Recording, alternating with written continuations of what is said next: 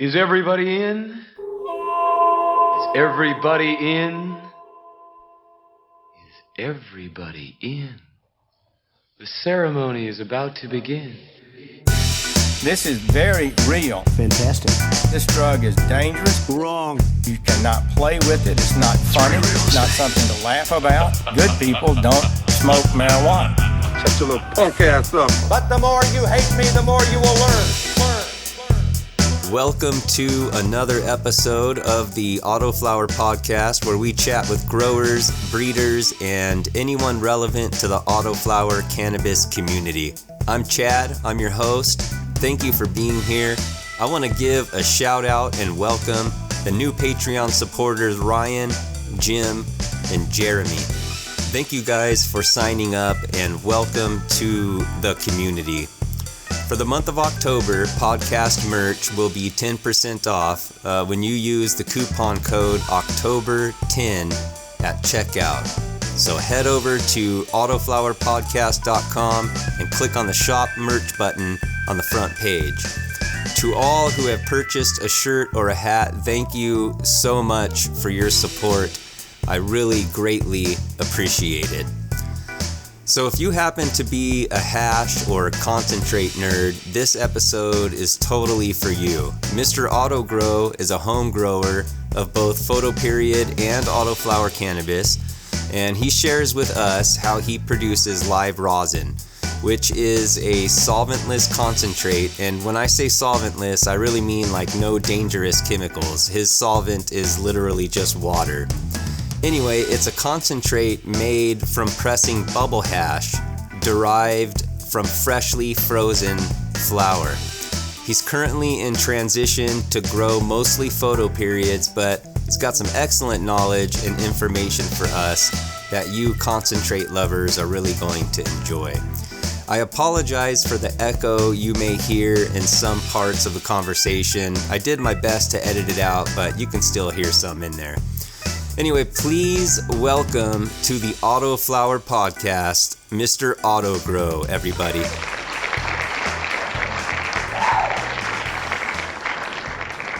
So, thanks again, dude, just for giving us your time. And why don't you just introduce yourself and just tell us a little bit about yourself and how you got growing and all of that good jazz. Yeah, man. It's a pleasure to be on the show. I appreciate you having me. Been a listener for a little while now, and I appreciate the input. I mean, I've always learned stuff from your show and a couple other buddies' shows, so it's nice to be on one, man. My name is MrAutoGrow. I've been growing for about a year now, a little over a year, and I basically started growing during COVID, had a bag seed, went down the YouTube rabbit hole, and did months of research to come to where I am now, and I feel like I have a pretty good grasp on growing cannabis and autoflowers. I've grown probably 35 autoflowers since then, and yeah, you know, it's just a pleasure to be here, be a part of the community. So, thank you, man. Yeah, dude, absolutely. So you're doing indoor grows, right? Yeah, I've done a few outdoor, but they were basically just like stunted indoor autos that I threw outside, like nothing crazy at all. But yeah, I have 2 3x3s. Oh, nice. Yeah, I wish I had a little more space. It's like for right now, it's all I guess that I really need. I'm in the spare space of our guest bedroom that we never used because I took it over to grow in it. But it's nice to be able to have an extra room. Yeah, it wasn't, I didn't think that I was going to be able to have it, but it worked out for a little bit. So, yeah, not bad though. It's enough space to, you know, especially with autos for what I was doing, bounce back and forth and have, you know, like 4 a tent. And then I had it, so I started growing photos, you know, in the past 6 months, and one was a photo tent and one was an auto tent, and now they are both photo tents because I've just basically been growing for hash, live rosin specifically, so washing everything, and pressing it, but basically making sure I chop it when it's fresh frozen, so I don't really have to dry anymore. So both tents can just be used strictly for growing. Interesting. So let's chat about that, man. So when you say that you're growing for hash, what exactly do you mean by that? So yeah, here we go. Let's just dive in. Basically, I grow photos, which will dump or produce more bubble hash when they are washed. So basically, you chop your plants down, and there's plenty of ways to keep your material. You don't have to freeze it, and you don't have to wash it fresh frozen. You can dry it. Some people half dry it and then freeze it, but I don't really think that there's anything more true to the actual plant and the strongest terpenes and probably THC count as whole plant fresh frozen. So basically, when you go to chop your plant, you'll cut it stem by stem, and then you'll go up the colas, and each bud, you've broken up bud, it's kind of like in sections. If you were to flip a nug upside down, you know how there's a couple of stems going up the sides to support the buds. You could like pull them apart almost, or you could just chop the bottom stem. Basically, you want to break down nugs like that because it's more surface area for the cold water to rush through and knock off the trichome heads. You don't really want to just chop off nugs and throw them in a bag because you could be losing so much of the inside trichome heads. It's honestly, even just chopping is kind of it's like a process. Everything with making hash is a process, but basically you store it and then you wash it in freezing cold water. You want to do the cleanest water. I have an RO filter, so I'll fill up a bunch of jugs and store them, but essentially you'll want to get clean ice too. There's an IPIA certified label that you want to look for, but you can get it at like Costco. Glacier ice, I'm sure you've heard of it. That's like super clean ice. But basically you just want to chill your water so that it's super cold with minimal ice in your actual washing vessel.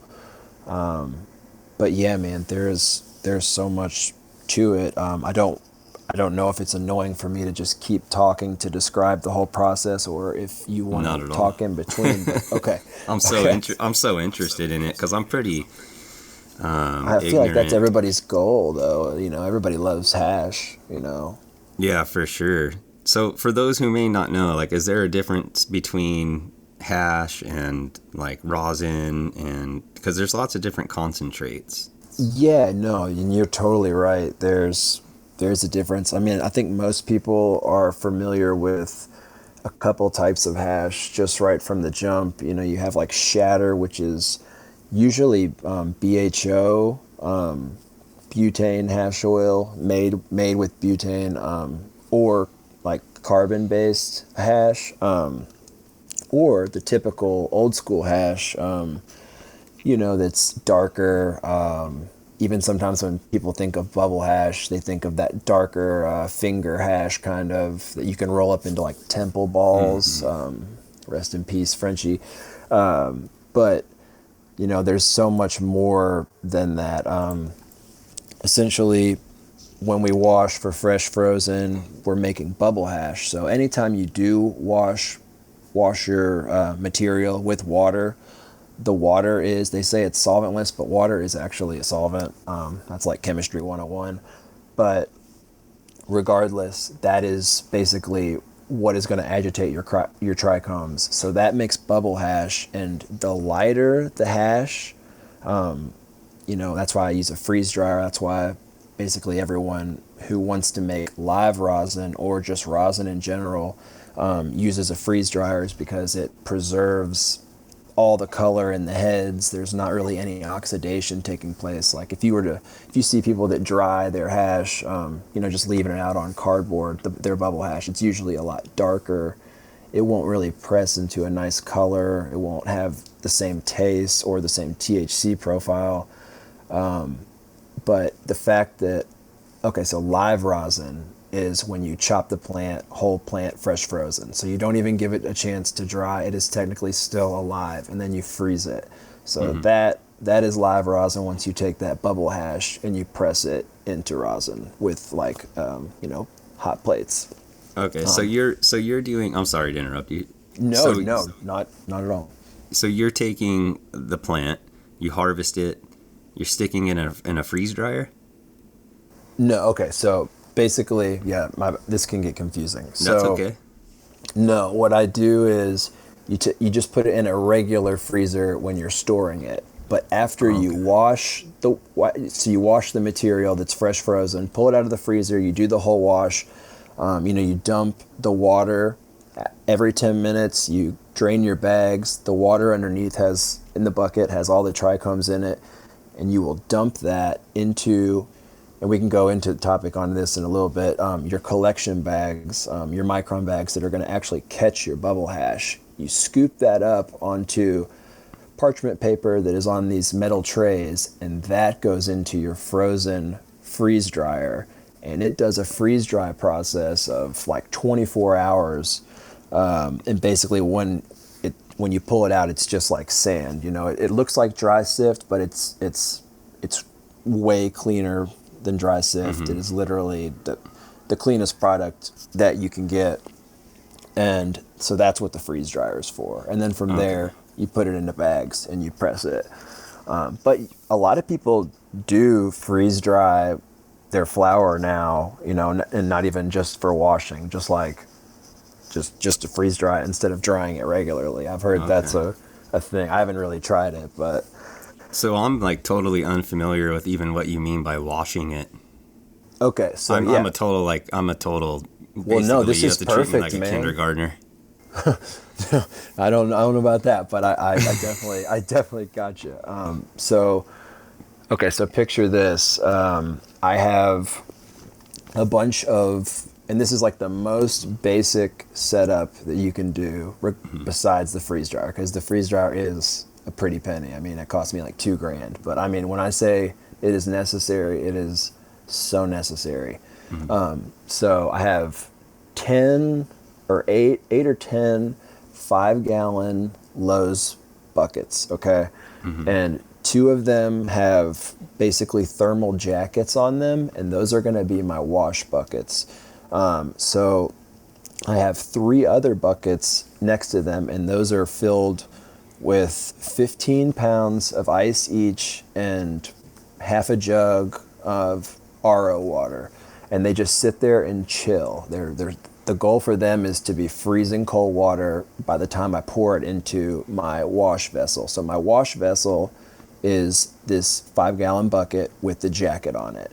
So I have micron bags. So for anyone who's not familiar, it's similar to bags that you use to press your flower rosin, but they're very big.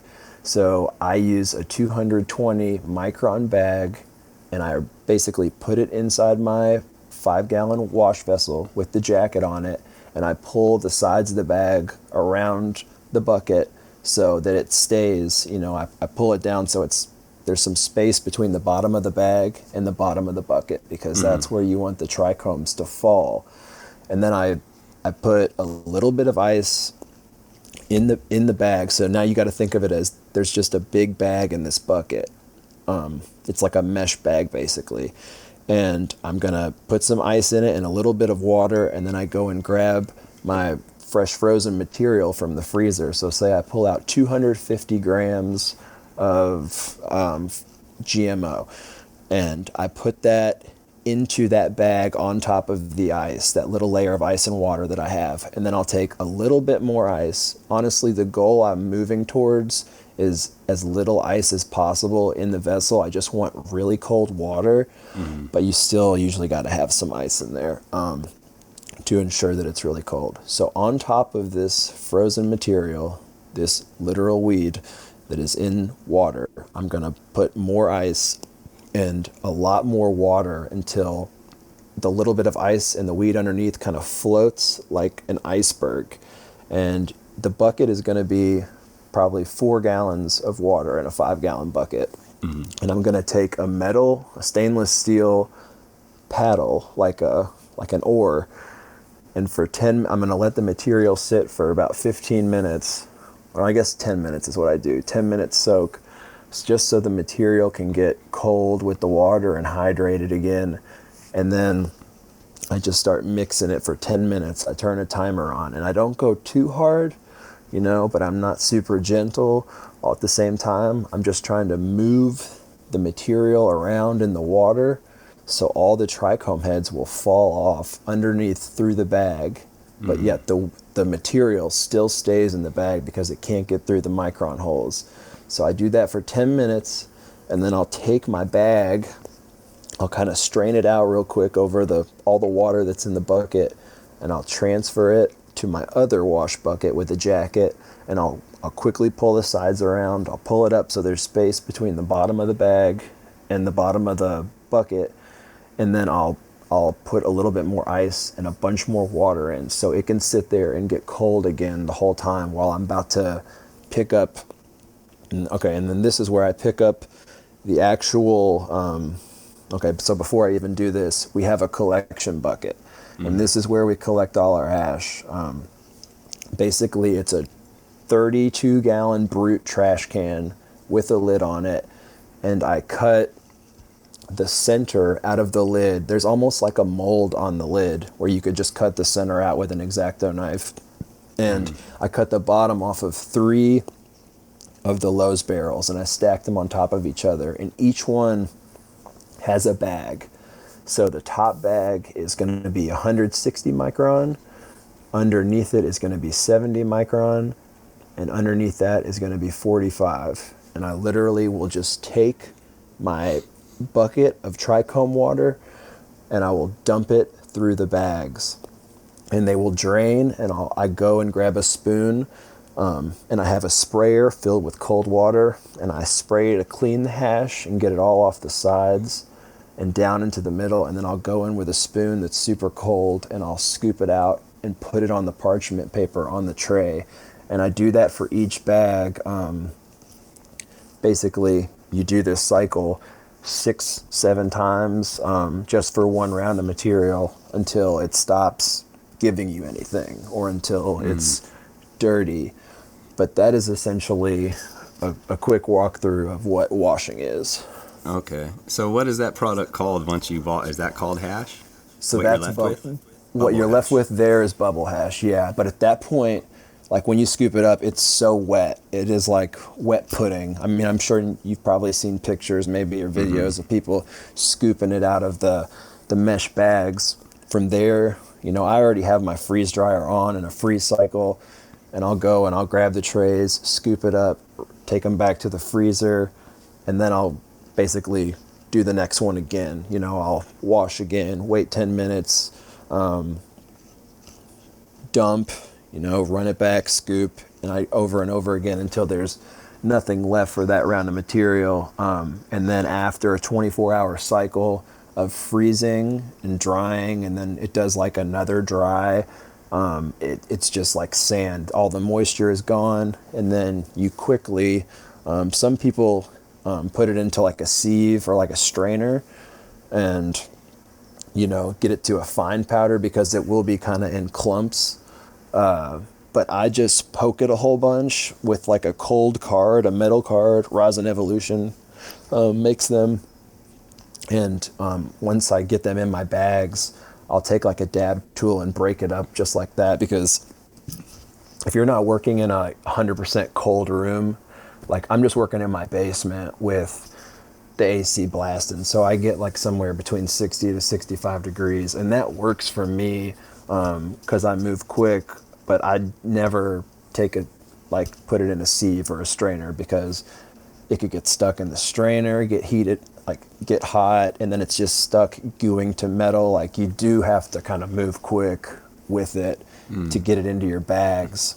What happens if there's heat involved? Like if it heats up, if your room is say 85 degrees? Well, for one, if your room is 85 degrees, don't wash fresh frozen. You definitely, if heat is a possible issue, you might as well just dry or half dry your material before you even start, because the plant is already wet. Basically, it's just frozen when it's fresh frozen, and when you're washing that and you're collecting those heads in a hot environment, they can get sticky when they're on the bags, and then you're basically trying to scoop, but it's getting stuck to the spoon, it's getting stuck to all around the bags, and you find that, oh, I can't get it off anymore, and then you're just stuck with a sticky mess. And if that happens early in your wash, then any material or stuff that goes through is just going to get caught and wasted, like it's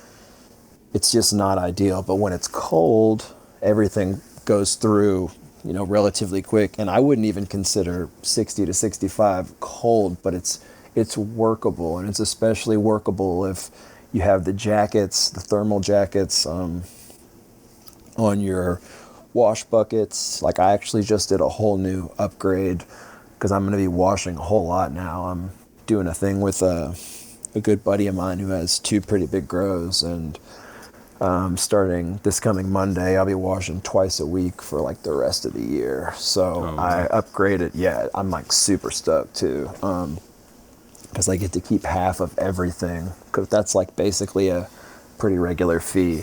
But yeah, man, I just upgraded to a 20-gallon stainless steel vessel, which will come with a jacket on it and pumps that will just drain my excess water that is, after I've caught my hash, that 32-gallon trash bag or trash can, it fills up pretty quick, and then you got to drain it before you do your next wash.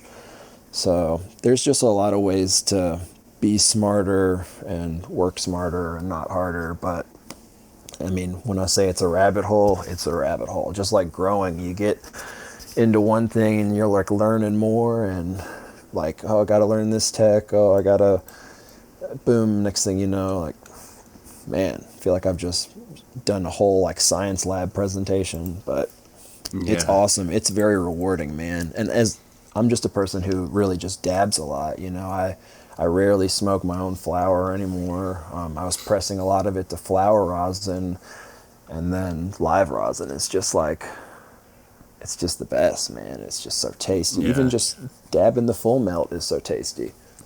I like the idea that you're using water rather than some other method like, butane or, Exactly. some type of high grain alcohol or something like Yeah. that. No, it just seems like a very healthier, cleaner option. Yeah, there's no like chemicals or additives. Like they say it's solventless. It's just water, and then later turning bubble hash into the rosin is just heat. So it's basically just natural elements, which is really awesome. That's cool. Yeah, so that's like your first step then. That's just to get the bubble hash. And then from there, you're actually taking the bubble hash and then you're pressing it. Yeah. So yeah, let's just basically, we'll say it's been 24 hours and I just opened up my freeze dryer.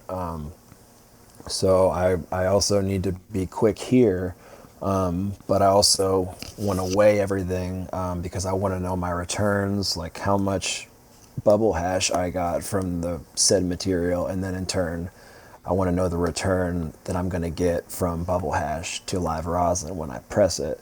So here's where micron bags come in play again, but much smaller, and probably ones that you're more familiar with. They're similar to ones that you would use when pressing flower rosin, but you want to do a much, much lower micron, because if you remember, we caught everything from 45 micron to 160, and this is all completely contamination free. So what we do is we take a 25 U micron bag, and I'll fill the bag halfway up. I try to do this in a chest freezer, or open your freezer if you have a front opening freezer or a bottom floor freezer, you can take your tray, a metal tray, and you can put your parchment paper with your bubble hash that is basically sand at this point, and you can set it in there so it's cold, and you can grab your cold card and make a makeshift funnel into your bag and just kind of toss or scoop up and drop in your bubble hash into these bags. And I try and fill like 7 to 10 grams per bag, and just enough so that I can, with my hands, kind of heat it up, make it greasy and you'll see it if once you start doing it, it literally looks like the inside of the bag is kind of getting wet. But it's just your hands heating it up, and you can kind of form the hash into the bottom half of the bag, and then you fold it over and put it into another 25U bag. And you do this so it doesn't blow out on you, and so it's extra clean. There's nothing worse than having a blowout with live rosin. What do you mean by a blowout? Like a blowout, basically your bag will break. Too much pressure, which is uneven like spacing of the hash in the bag. Say the back of the bag has a big chunk. When the pressure comes down, it can split the bag. So if it does split it, it's already wrapped in another bag. Some people go a step further and then we'll put a 160U bag on that just to further make sure that there will be no blowout. But most of the time, those people are doing like 20 gram squishes at a time. But it's really just, you just don't want to lose any hash because you've done all this work, you know. You don't want to get screwed in the very end. But from there, I mean, it's just putting it on the plates. I like to go in at like 170 is where I usually have my plate temperatures at, and you fold the parchment to make a sort of directional flow, and you just press it and it'll start oozing out. I give it like 30 seconds to kind of get warm on the plates, but unlike flower rosin, it takes like no pressure at all to have it start squishing out. So low and slow is kind of the goal when you're pressing bubble hash into live rosin. And then, yeah, I mean, and that's just that. Then you still got to cure it, you know, and there's tons of different ways to do that too.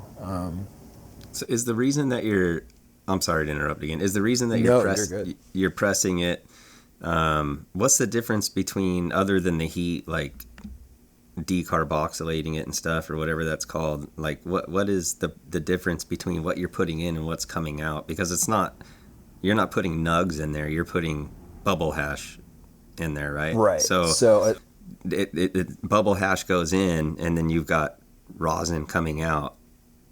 How is that like? So basically, no, you're right, and it works kind of the same way that, you know, it does when you press flour, because what you're left with when you press flour and with bubble hash is just the end byproduct. So if I were to open up my pressed bag, it would just kind of look like brown, like a brown spice, like brown sand, basically trichromes that the juice is gone out of them, essentially. You know, they're the heads and all the THC that is in them basically squishes out under heat. You know, you haven't, this whole time we've been in freezing cold, you know, 30, 35 degree water, and then we go into a freezer, and then the whole time after that we stay in a freezer to make the bags. So now they're finally exposed to high temperatures, and it's more than just greasing up the trichomes, it's basically juicing them. And people enjoy that one for the consistency, but also it's just an unreal kind of flavor. And don't get me wrong, like full melt bubble hash is awesome and tastes super good, but it does not taste like live rosin. Live rosin tastes terpy because the heat has brought out all these profiles, and then when you cure it, like letting it sit in a sealed jar at room temperature or in a cold space for a few days and then opening up and whipping it and re-exposing all the terpenes. I mean, you really just can't beat or get that kind of flavor. And bubble hash, like full melt, is also kind of hard to deal with or keep that good of a consistency. It'll crash like super quick at different temperatures. So like live rosin is just, in my eyes, the smartest and most stable thing to do. And Sounds super just, clean. I mean, it is. It's just unreal. I mean, I have pictures on my page of all my washes, and like the first time that I saw it coming out on the press, I was like, oh, it's like see-through, like lime yellow, like, you know, it's just unreal, dude. It's just nothing like it. There's literally nothing like it. And so what is the consistency of that rosin? Like once it sits at room temperature and you're kind of stirring it around and it's curing, when you're all done, like what is it? Is it pretty thick? Is it like a... Yeah, man, it's thick, but it's like, so like when you're first stirring, it's just like incredibly thick, and you really got to put some wrist into it. And then after like 10 minutes of whipping, it's a lot softer. It's like cream. It's like if you were to sit there and stir up ice cream for like 2 minutes, not to where it was like puree, but it's like a nice in the middle. And then if you were to let that sit out even longer at room temperature, it could like kind of batter up, and it's like a really, really nice mixed bowl of mashed potatoes kind of consistency. Like, oh man, you just can't beat it. It's so good. Yeah, it sounds like it, man. I don't know that I've ever even had live rosin. In fact, the only concentrates I've ever even had is, and I feel lame saying this, but I've only had one dab ever, and it was up at the Autoflower cup. See, yeah. And then the only other concentrates I've had is, you know, like the cartridges that you buy at the dispensaries and stuff. Yeah, totally. So, because I like those, man. I like the discreetness, and, you know, if I'm out, I have 4 kids in baseball. Yeah. 3 kids in baseball, 1 kid in soccer. Dude, I'm always gone, always out. And I have a dry herb vape. It's pretty discreet. You don't really smell it. I could just sit in the truck for a minute or two and puff on that thing. But it's great to have something more on the go and quick, you know, and that's why I like those cartridges. But what you're talking about, that's the consistency. Would it be too thick for one of those like 510 cartridges? Could you just load one of those cartridges with this live rosin and use it? So essentially, I'm not familiar with that cartridge like right off my head, but I know that you can definitely, like, people make these like pods, and you can, I mean, I see people do it all the time that make live rosin, and they load their rosin up like into it the same way, but I think you'd probably have to have the specific kind of vape pod or whatever it is, and I'll have to find out the name and hit you back, but there's a couple dudes that do it, and yeah, it's just live rosin cartridges and nothing else in it. Like, it's super amazing and super clean, and honestly just smells like the dank flavors of the plant, which always are just, you know, dank, like nothing too crazy. Yeah, I kind of got hooked. There's this one brand, I forget the name of it. It's been a while since I've purchased any of those cartridges, but there's one brand, and they have just, it's all live. I think they call it live rosin, or it might be called live resin. Is there a difference? Yeah, there is live resin. It's just not washed like rosin, you know. It's just basically you take the whole plant live and then you basically blast it. Okay. But either way, whatever it was I had, I Still liked fire. it way better than the typical like heavy hitters cartridges that you buy in the dispensaries around here. I liked it a lot better, man. The taste, the dude, effects, it's so much fresher. Everything. Yeah, and sometimes there's been certain cartridges that I've purchased that, because I have Tourette's, so like there's been certain cartridges that, and I've mentioned this so many times, but they make me tick. Oh, And yeah, really? I don't know what it is. I don't know what it is. I have no idea if it's just the process or a chemical. I have no clue. But so I got to be really careful. So then I started buying these those live resin or rosin ones, whichever ones they were, and it was a complete different, total game changer, dude. Totally different, you know. Yeah, dude, because there's nothing else like added into it at all. Yeah, Right. That's probably for sure what it is. Yeah, I mean, either one of those, great, man. Like, and I'll definitely try and figure that out for you because, yeah, they're discreet, and I totally hear you. Discreet is very important. Yeah, on the go. yeah. I'm just referring to the cartridges that just, you know, they're just those typical little glass cartridges. Right, the you just little screw your own mouthpiece, cartridge you in. screw it right onto the little battery pin. Right. Yeah, those, you know, those sell like hotcakes. Yeah, the ones I'm talking about, they kind of look like a USB stick. It's like kind of fat, to be honest. It's like, yeah, maybe like 1.5 inches wide and like 3 inches long or something. But they're awesome and they still fit in your pocket. I think it's just got to be a little heavy duty or of a battery to heat up the consistency of live rosin because it's kind of chunkier. I see. Yeah. Also, my dry herb vape, it does concentrates too. You can put shatter awesome. in there. You could put what it's got it's got a little pod that you put inside the chamber. It's got a ceramic chamber that you put your flower in. But then if you want concentrates, you put this little pod that they give you, and you put the concentrate in that pod. Maybe that might be an option for me. You should try that. Yeah. I really want to like figure out a way to kind of make my own cart, you know, like, because I can load it with flour and just vape it, you know, a little bit of it, turn it off and vape more later. But then the flour is already vaped a little bit and it tastes crappy. Kind of half burnt. Yeah, so if I got a concentrate in there instead, I might be able to just hit off of that concentrate as needed. And then just re-scoop whenever you wanted. Yeah, you should look into that. I think you could put any type of concentrate into that too, because that sounds heavy duty.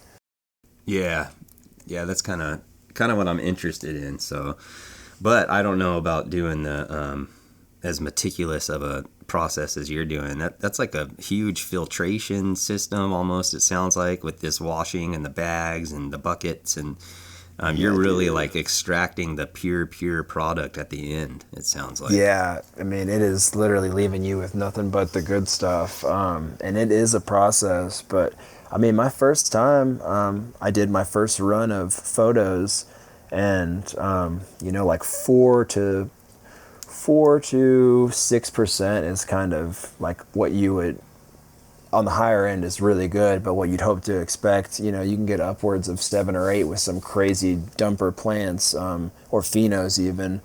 But I did 3 phenos together, a mixed wash. I think I washed like 580 grams fresh frozen, and I got 39 grams of bubble hash from that, which was like a little over a 5% return.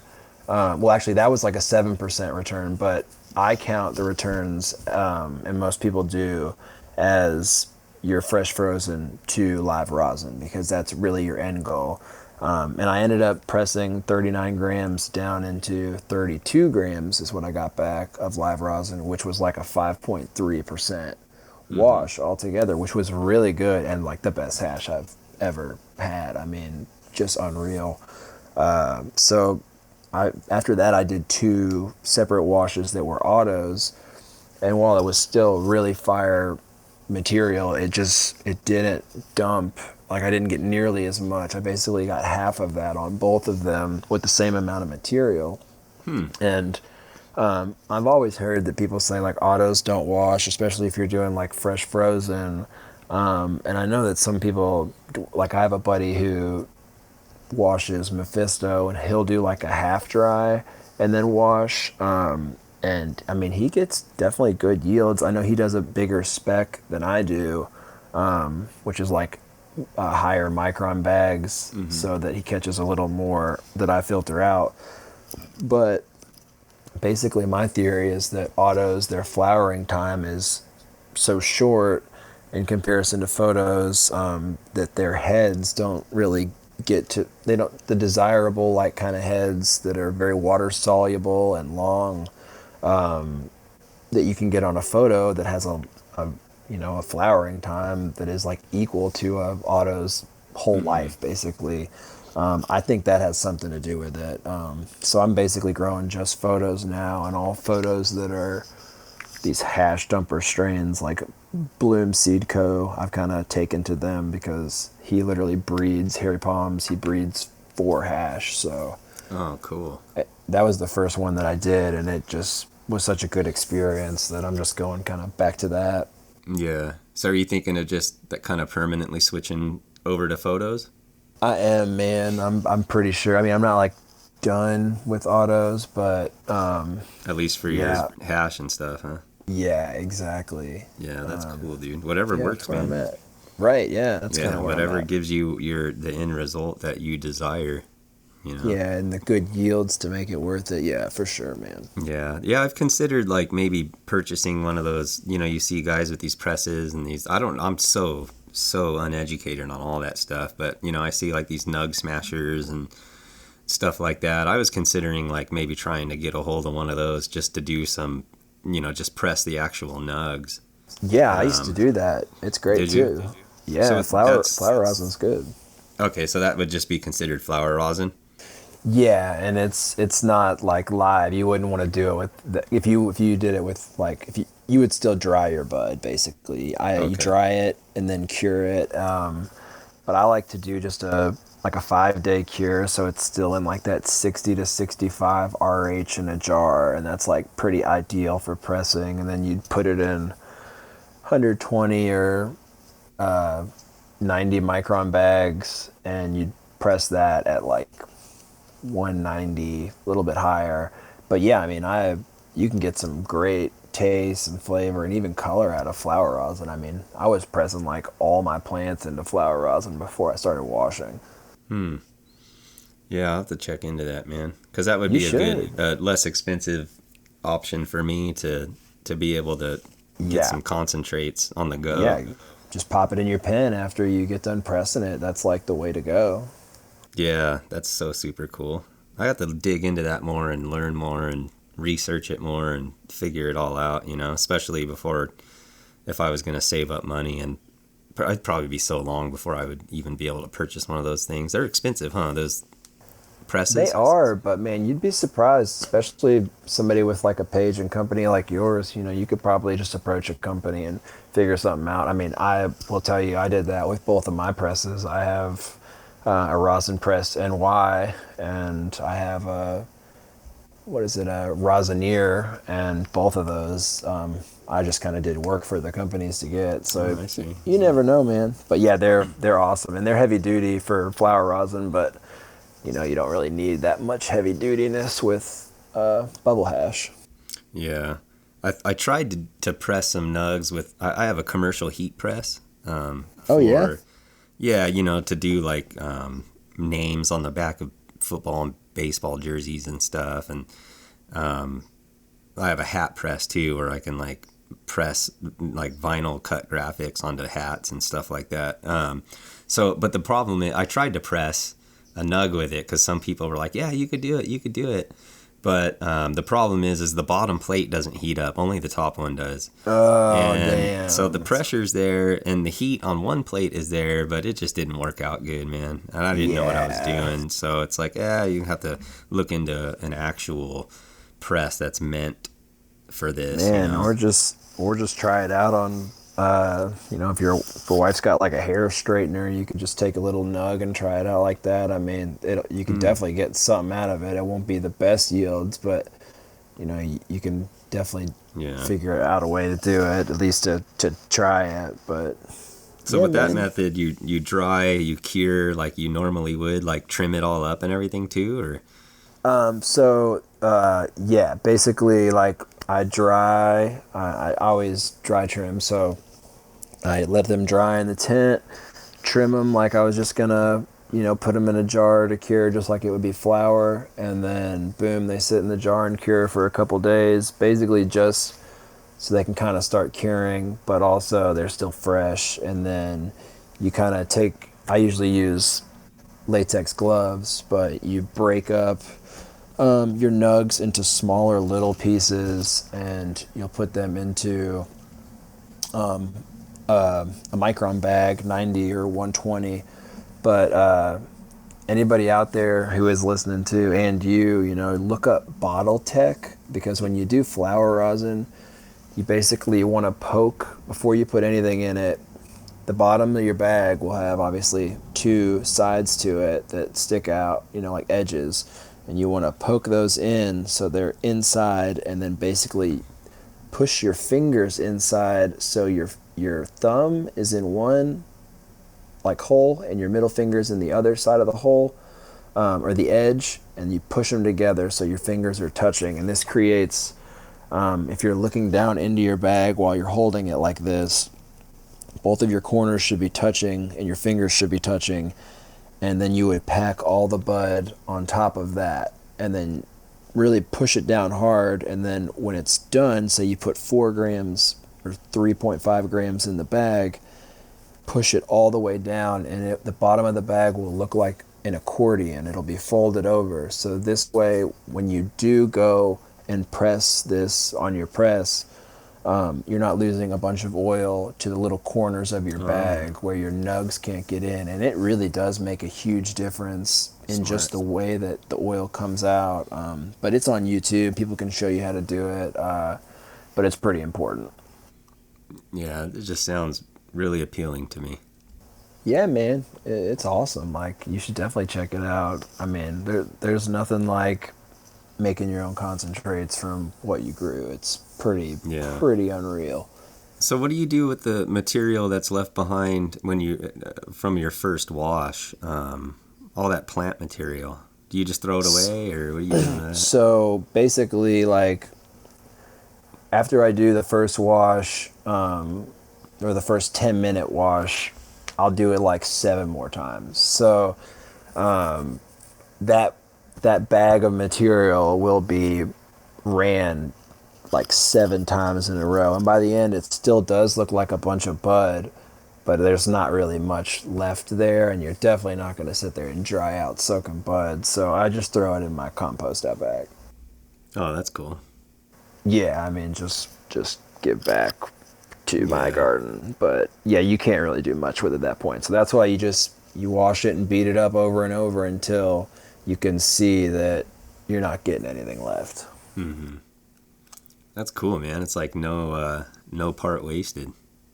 Yeah, no, man, totally. And the living soil and compost outside has been like crushing my garden so awesome this year. Like, just been making tons of hot sauce from all the peppers and eggplant, tomatoes, so everything just gets used. That's kind of important. That's cool. Check you out, man. You're like, take cannabis, make rosin out of it, take peppers, make hot sauce out of it. Dude, cool. And now if I can just put the rosin in the hot sauce, there you go. We'll be on to something. There we go. You patent that. Yeah, for real, man. But no, it's good. It's good. It's fun, man. It keeps me learning too. And actually, my buddy, I'll be washing for him. We have a thing going to where basically I'm about to have like 3,500 grams, but like 7 different plants, fresh frozen and bagged for me. And I'll be washing twice a week. Just this first round will probably take me a couple weeks, but he's just going to keep bringing me more. Because they cut their tops off that they wanted to use for their flower, and then they want me to wash the rest, and then yeah, for sure. And I'm gonna log all the rest of the data to see what dumps and what doesn't, and then I get to get half of the live rosin for all the work I'm gonna do. So it's a sick gig for them and me, and hopefully I can find my way into the legal market soon through them. So I'm just excited, man. Yeah, that's really cool, dude. It sounds like a potential business opportunity almost. Yeah, that's what I'm thinking too. That's kind of what I'm hoping. I think that would be rad. Yeah, and there's a high demand. Man, yeah, there is for that stuff, you know, and it's so really, dude. Let's talk about potency, man. Like how that stuff will send you to the moon, or what? Oh my god, dude, it is like the most potent, especially like get like a heavy indica live rosin, like, whew, man. I mean, it is very strong. Take you on a spiritual journey, or what? Yeah, like I'm not really good with the THC numbers, but I mean, I know that they're like I know that they're super high in live rosin. I mean, Oh, and you're and still like getting just that entourage effect of all the cannabinoids kind of interacting right, together. and you just get the best like terpene profiles because it's just so fresh and like pungent, and even the rosin is cured. So I mean, it's unreal, dude. It is really good. It makes you not want to smoke anything else. But then I ended up smoking like all of mine, and I'm like, okay, back to everything else. Yeah, if I But get yeah. if I get a press, I might end up going full time concentrates if I'm not careful. Huh? Yay, honestly, I think it's the way to go. I mean, you don't smoke nearly as much. You smoke way little to get high. You don't smell like a burnt joint. Like, nothing wrong with that, but you know what I mean? Like, it's a really easy smell to kind of mask into anything else. So Yeah, yeah, I that's just what I think got to it's a be win. careful of with those cartridges, man. Is especially those the live rosin ones that I bought. It was like, dude, there's a couple of times where I hadn't touched a concentrate in probably 2 or 3 months. I've only been vaping my flower, and even vaping it is a little less intense than smoking it for me. Yeah.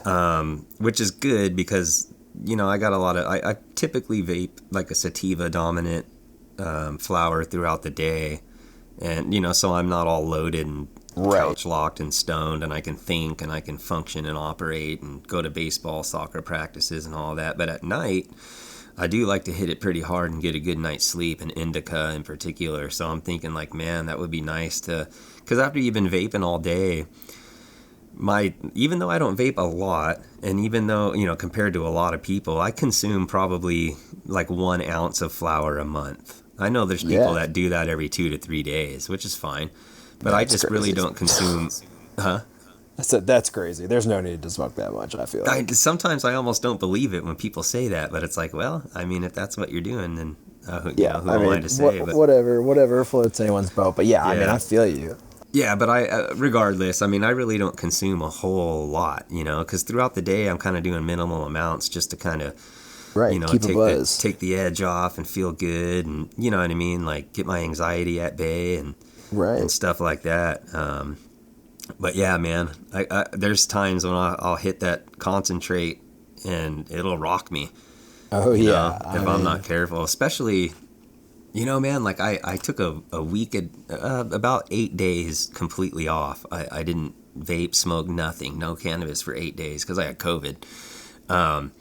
And I didn't want to mess around and chance, even though the COVID almost pretty much didn't even touch my lungs for some weird, strange reason.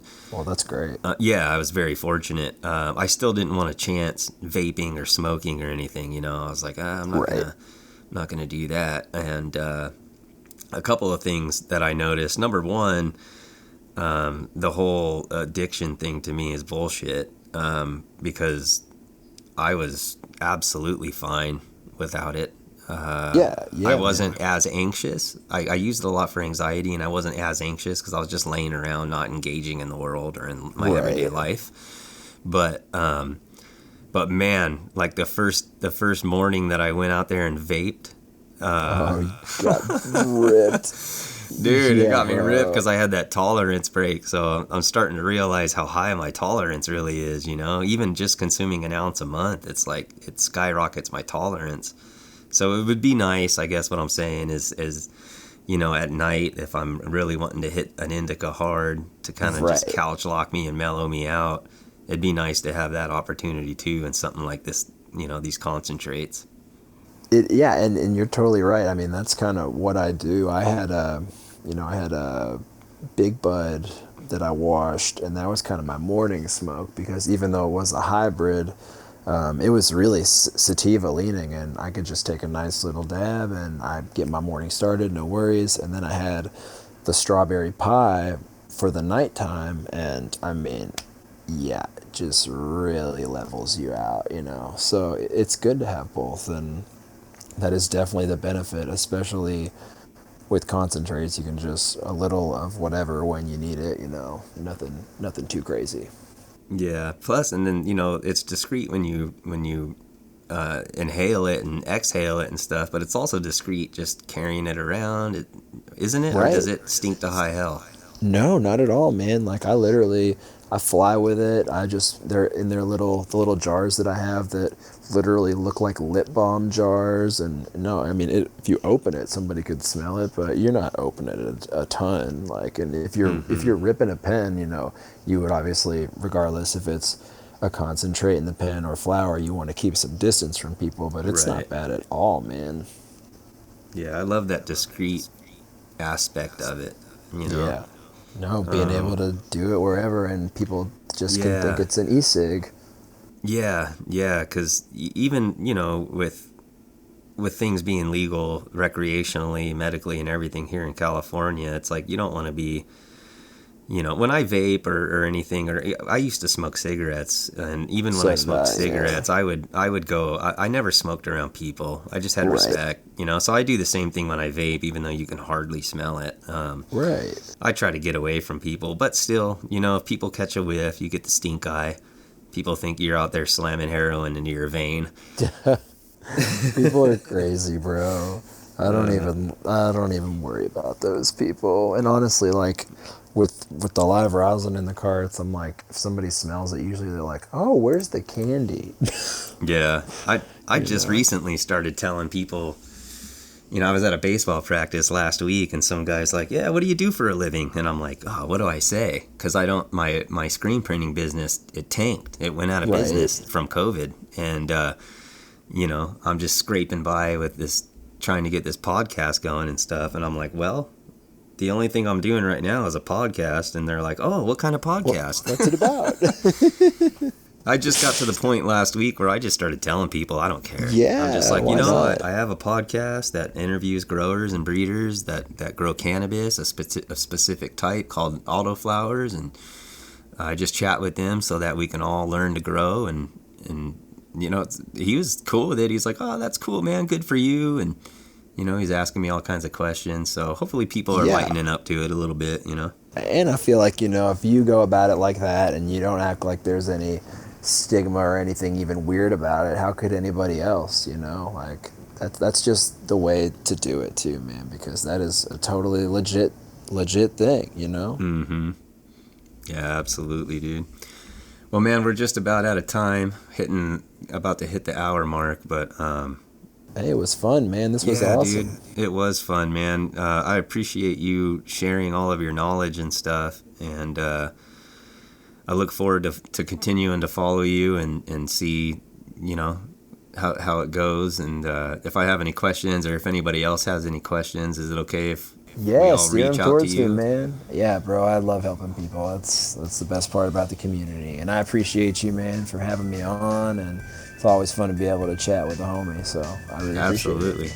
Absolutely, man. Right on, brother. Well, I sure do appreciate it, man. Enjoy your day hitting on some of those concentrates. Hey, thank you, man. I appreciate it. You have a good one too, man. All right, bro. We'll talk to you later. Well, thank you so much for listening. I linked MrAutoGrow's Instagram and YouTube accounts in the show notes if you'd like to give him a follow. I'd also like to invite you to support the podcast on Patreon. Head on over to patreon.com/Autoflower podcast for more info. I appreciate you guys. Have a great week. Much love and happy growing. See ya. Nicotine, alcohol, good drugs. Coincidentally, tax drugs. Ooh, how does this fucking work? The dried leaves and berries are ground up and made into cigarettes by a simple hand machine. The deadly narcotic is thus quickly and easily prepared for its market. The sale of marijuana is even more difficult to detect and halt than the traffic in drugs such as opium, morphine, and heroin.